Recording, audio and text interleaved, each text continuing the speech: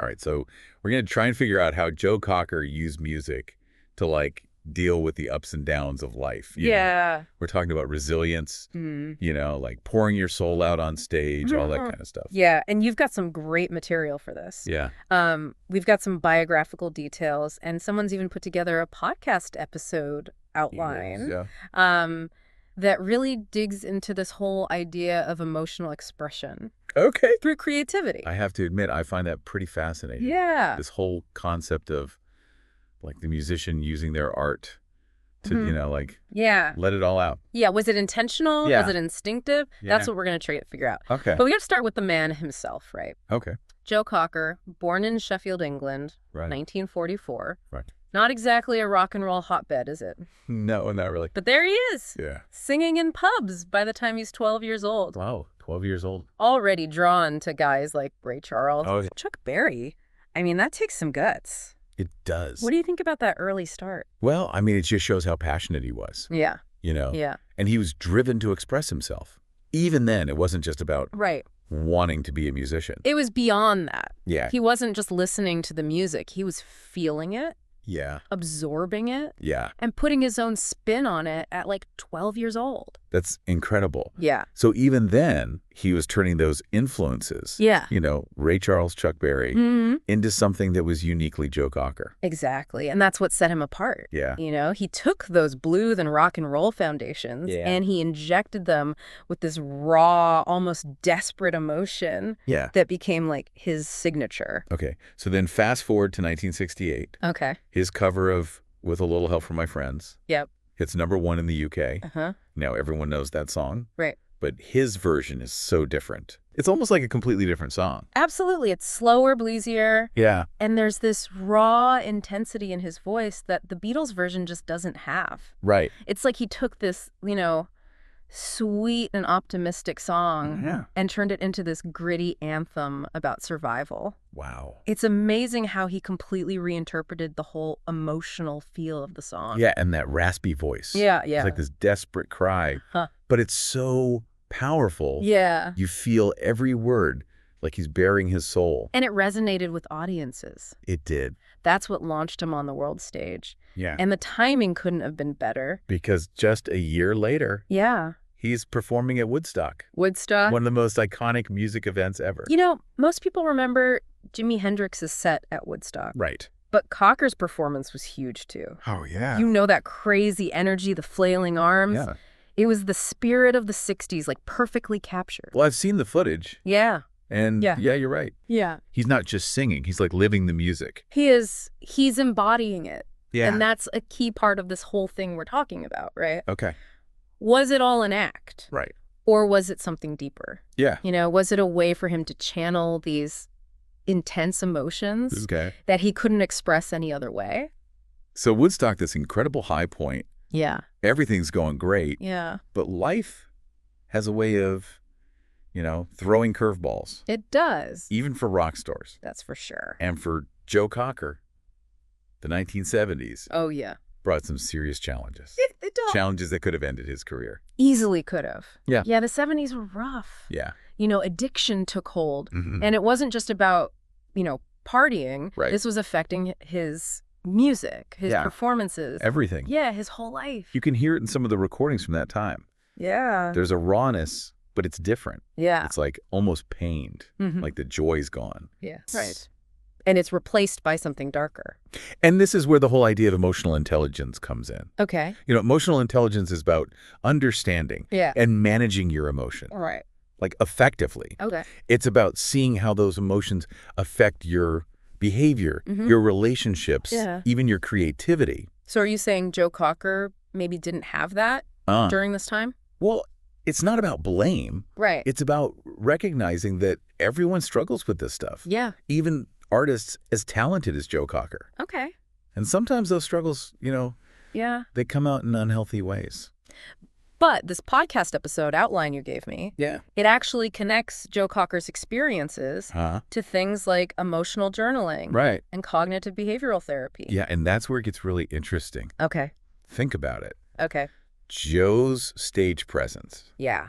The raw vocals, pouring his heart out in every performance. That was like emotional release.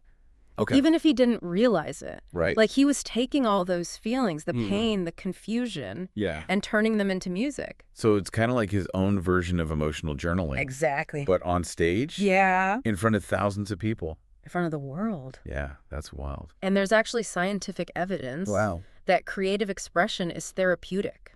Really? Whether it's music or art or writing or dance. Yeah. These things can help us deal with our emotions. Okay. Make sense of our experiences. Right. Maybe even find some catharsis. So for Joe Cocker, music wasn't just a job. No. It was a lifeline. It was. A way to deal with the world. And with himself. Yeah. And it wasn't always pretty. Right. Sometimes it was messy, even destructive. Yeah. But there's this vulnerability there, an honesty that still connects with people today. Yeah, it's like we're drawn to that authenticity. Yeah. That feeling that he's not holding back. Exactly. He's laying it all out there. And that rawness, that vulnerability, it's in his music throughout his career. Yeah. Even his later stuff. You can hear it. It feels like he's still struggling, but he's finding ways to turn it into something beautiful. Right. Something meaningful. That's the key. This reminds me of something else from that outline. What's that? It talks about connection and support. Yeah. How important it is to have people in your life who get you. Yeah. Who understand what you're going through. They can ground you. And it mentions Joe's relationships. Right. Which brings us to his personal life. Okay. That long relationship with Eileen Webster early on. Right. And then later he meets and marries Pam Baker after moving to California.